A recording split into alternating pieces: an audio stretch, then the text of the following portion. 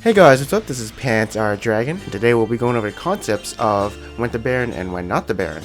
This video will be going over plenty of examples with the recent games I've had, and basically I'll be going over examples and explaining why it's a good idea to Baron right now, and just analyzing the clip, or say we'll be doing something else instead of Baron and going over that. And this video is to show you, to help you decision making on when to Baron and when not to Baron. And so it kind of seeps into your mind, if you know what I mean. Now, things that I consider when doing Baron is how much levels we have, do we have the damage, do we have the tank, do we have vision control, how far is the enemy away from us, how much people are down on the enemy team, is the enemy jungler up, which all adds up to the question, can the enemy contest and get the Baron, or teamfight us? You know, there's lots of things to consider, and that's why I'm going over certain examples, whether it's good or not to do Baron. Alright, so in this clip, as you can see, there's a team fight that's going on, and it looks like our team is going to win. And, well, we do win. Now, let's pause right here and analyze the situation. Okay, so we're all low from the team fight, and they have 3 up, but they're also low. Does this mean we can Baron? The answer is no. Simply put it, we're just too low to tank the Baron, and if they engage in us while the Baron is attacking us, then we'll all, die. Even though we have the damage and tanks to do it, there's just simply too much threat from the enemy team to kill us and ace us while we're doing Baron. Alright, so next clip, we get a pick onto Kha'Zix, and we're all full health except for me. And we're all in that late game stage, we have lots of items. Does this mean we Baron? Nope, too much threat on the enemy, they still have their carries up, and they can definitely win a team fight if we started Baron. So what do we do instead? We try and get vision control of the Baron, which means clear the wards around the Baron pit. And so if the enemy comes into the unwarded territory, there's a chance that they can get picked off, and we get the first strike onto them. That's why vision control is important, because the first strike always matters. Alright, so now, Jarvan and Karthus gets a pick onto Nami. Does this mean we Baron? The answer is yes. Finally, it's a 3v5, and the enemy is at a disadvantage since they don't have vision of the Baron pit. So it's actually really hard for the enemy to find a good engage onto us. And since the enemy smite is down, there's no way the enemy could steal this away from me, unless I suck at smiting. And since we can burn it so quickly, the Baron won't be doing that much damage to us, and so we can definitely win the team fight if they try to come onto us. Without their 4th, it's just too much for them to handle. Alright, so the other clips may be obvious to some experienced players that you would do it in those situations, but let's get into a clip that's very interesting, as given the stats right now, it is very unlikely that someone would ever make this call. Okay, so we've just won a team fight, and the call I make is the Baron. Now you might be wondering, this call looks very risky and highly unlikely that would happen, as there are 4 enemies still up, but let's go through what's going through my mind. So first of all, since they're all so low, the enemy will want to recall and go to base. This is what I'm going to predict, but even if they didn't come and recall and contest the Baron, they'd probably get picked off by a member of the team. I have a pink ward for the Baron pit, so the enemy has to be a bit hesitant when coming into the pit. And the enemy's teleport top laner is down, so she can't teleport in and kill us all. Take note that when a team has no vision of the area around the Baron pit, there's something that should be considered really highly valuable when contesting Baron.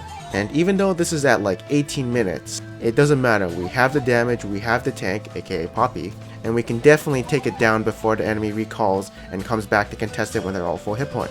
Alright, so in this clip, there's going to be a team fight, and we basically almost get an ace. As you can see, Ahri and Zed are dead, while Nunu is really chunked, and previously Lucian and Thresh were dead, but they just spawned. So since Nunu is really chunked, I don't think he can make it in time before we can burn Baron with Yasuo and Kog'Maw.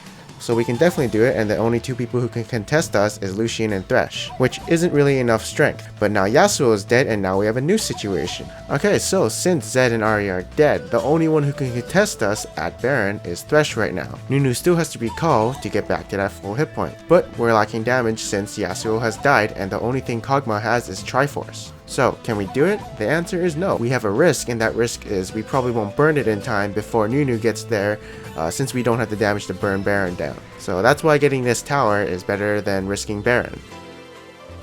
Alright, so as you can see, a team fight emerges, and we do get 4 kills out of it. So, it looks like a pretty good opportunity to do Baron. But, an inhibitor tower and an inhibitor is worth more than a Baron, because with those super minions pushing in, you do have more map control, thus you can do more things around the map. Although in lower ELOs, I do prefer getting Baron over inhibitor towers, because people tend to throw more. And if people are looking towards the throw in lower ELOs, then maybe they can make the big play since they do have the superpowers onto them.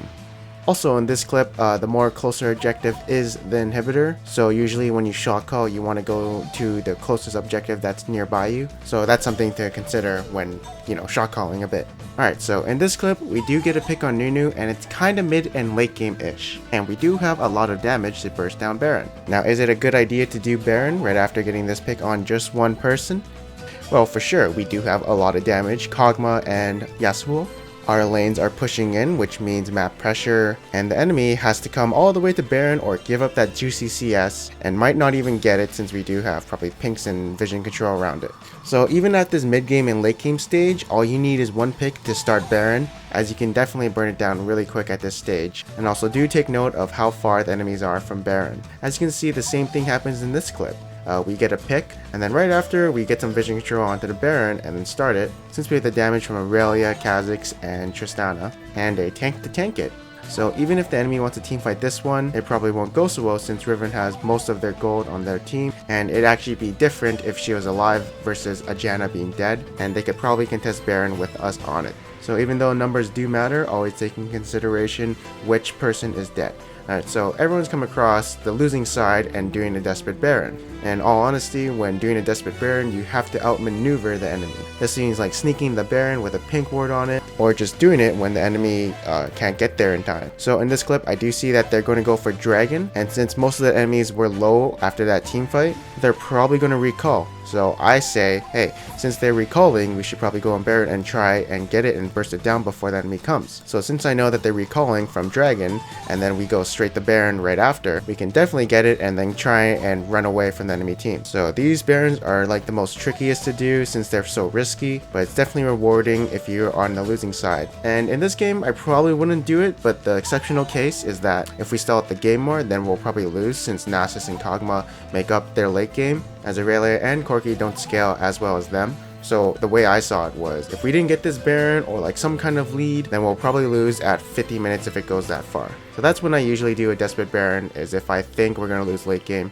and we're losing and we need some sort of advantage to get back in the game. Unless we have the better late game, I prefer to do some risky plays. Anyways, that's the end of this video. I hope you guys enjoyed it and learned a lot. If you haven't already, click that subscribe-erino button, and if you actually liked the video, press that like-erino button down there. Now, 2 other videos I will be coming out with is When Should You Dragon, which will be the same format, and What to Do with the Lead, which is basically what do you do when you have Baron or have a huge lead, and giving some prime examples. Anyway, I am Panther Dragon, and I will see you guys next time.